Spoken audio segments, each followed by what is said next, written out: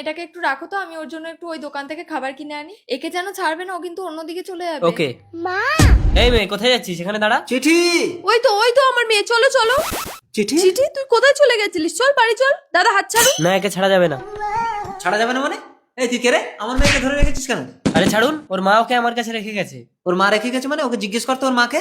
তোমার মা কে? এটা আমার মা, এটা আমার বাবা। চলে এ ভাই, এই সব ছুটা আছে, ছেলে ধরে একে মার মার। হিন্দুপুরে ছেলে ধরে মারো, মারো। কথাটা শোনো। চলো জাতি। চলো। আমাকে ভুল বুঝো না আখি। আখি শোনো, আমি ছেলে ধরা না। আমার মেয়ে কোথায়? আপনার মেয়ে লোকের মেয়ে চুরি করে এনে আমাকে দিয়ে, লোককে দিয়ে মার খাওয়ালেন।